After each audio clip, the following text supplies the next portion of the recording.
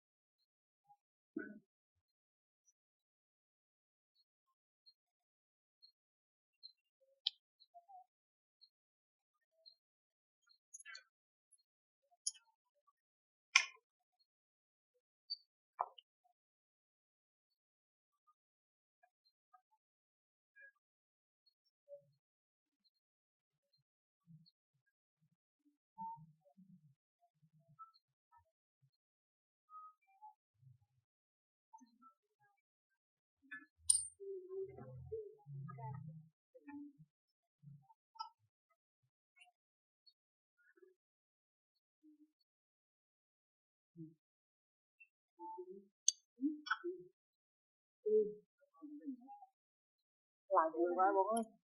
Chưa. Rồi, mà nào đi, rồi cái nó cũng không chắc gì, không chắc được nào. Đi qua đó. Mua tờ quân. Đây là tam à?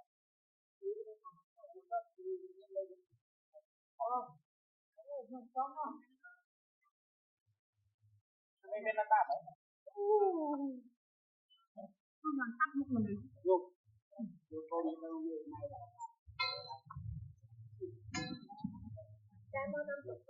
luôn thằng luôn. Việc ông xuống mau tắm đi thôi. Mau tắm luôn à? Chưa tắm.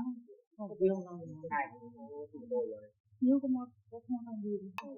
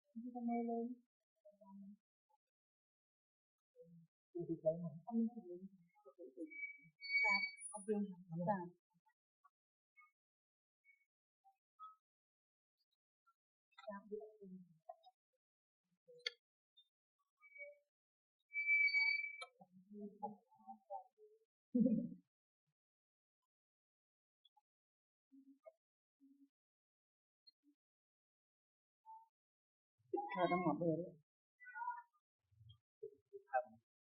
Có hai vài ngày có mũi.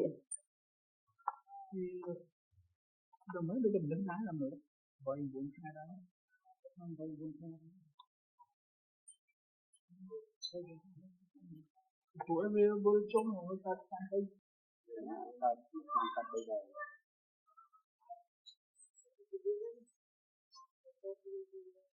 Kita kenal memberikan kata ini sampai tahu tadi.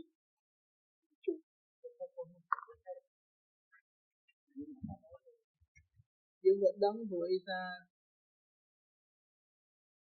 đau cho là phục.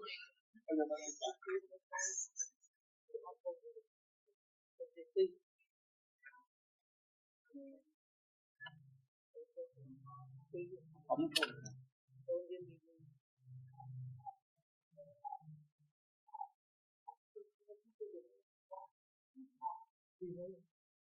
bay cái gì còn được cái gì bay đó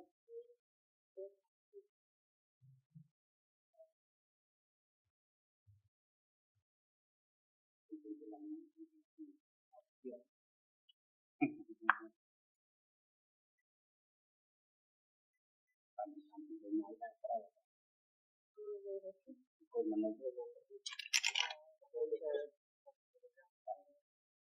một cái một cái cô kia chặt tư đậu cơm nó thèm luôn chưa qua một kia màu mình thờ nhưng mà thứ như trên nhiều vậy chia tôi mua tao chứ cái oxy nói chọn cái oxy nó nhập đi được cam tiếp tới không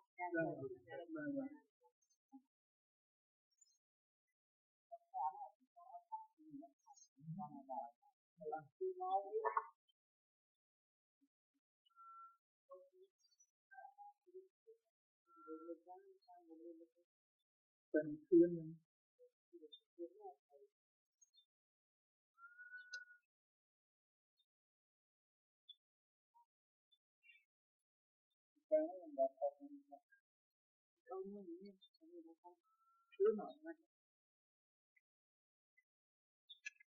có tiền mình mua tặng một cái thì vui vẻ còn thêm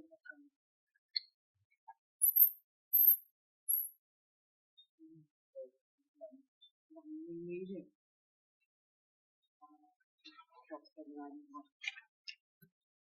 chúng ta phải start học ở đâu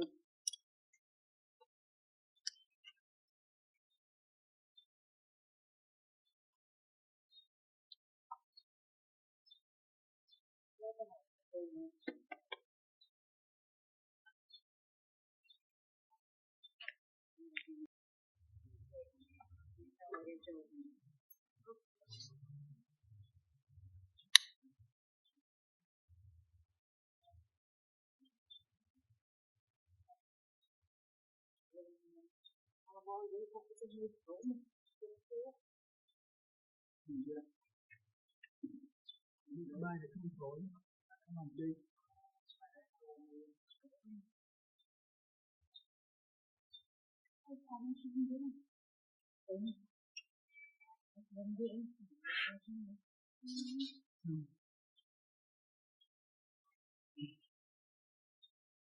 Buồn như thế anh cho nên mình nghĩ bệnh nó biết đi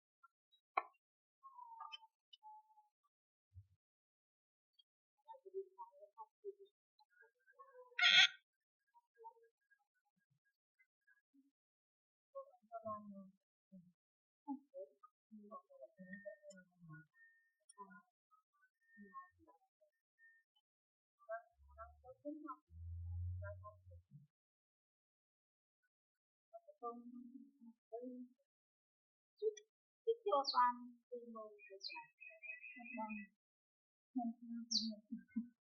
là từ nhiều các nhiều cái tên của thuốc của mình đối với họ như là cái gì Việt Nam người ta thích ăn nhiều hơn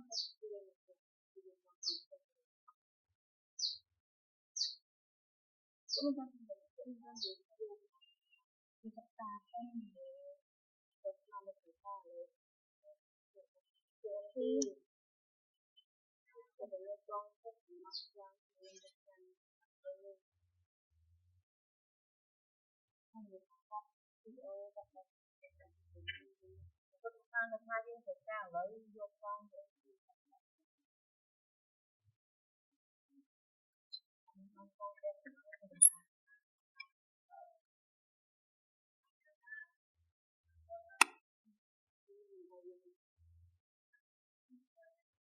Thank